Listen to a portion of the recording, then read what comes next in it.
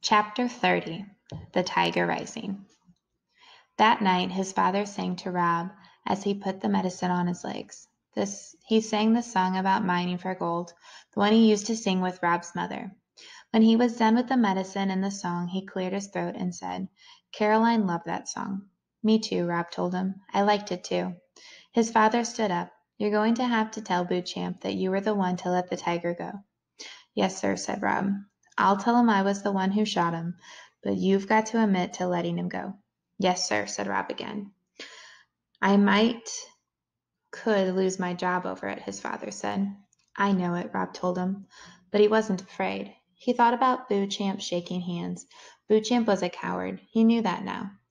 "I thought I would tell him I would work for him to pay off for what I've done." "You can offer him some reasonable kind of solution," said his father, "but it don't mean he'll go for it. There ain't no predicting Bootchamp, other than he's going to be mad." Rob nodded. "And on Monday," his father continued, "I aim to call that principal and tell him you're going back to school. I ain't messing around with taking you to more doctors. You're going back, and that's that." "Yes, sir," said Rob. He didn't mind the thought of going back to school.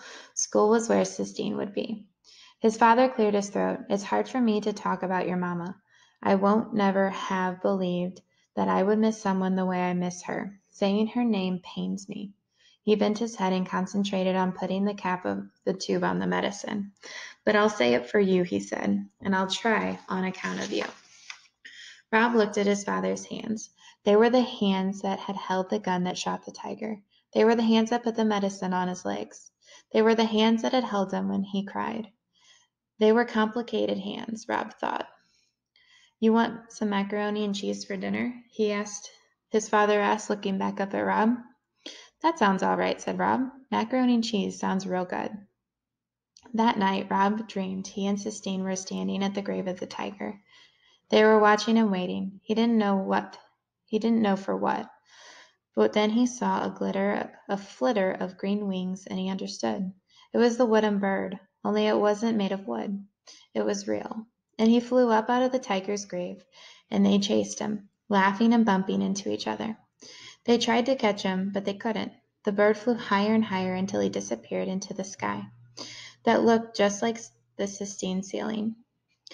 In his dream, Rob stood and stared up at the sky, admiring all the figures and the colors, watching as the birds disappeared into them. "See," said Sistine in his dream, "I told you it was like fireworks." He woke up smiling, staring at the ceiling of the motel room. "Guess what?" his father called to him from outside. "What?" said Rob back. "There ain't a cloud in the sky," said his father. "That's what." Rob nodded. He laid in bed and watched the sun poke its way through his curtain. He thought about Sistine and the tiger he wanted to make for her. He thought about the kind of wood he would use, how big he could make the tiger. He thought about how happy Sistine would be when she saw it. He laid in bed and considered the future, and outside the window the tiny neon Kentucky star rose and fell and rose and fell, competing bravely with the light of the morning sun.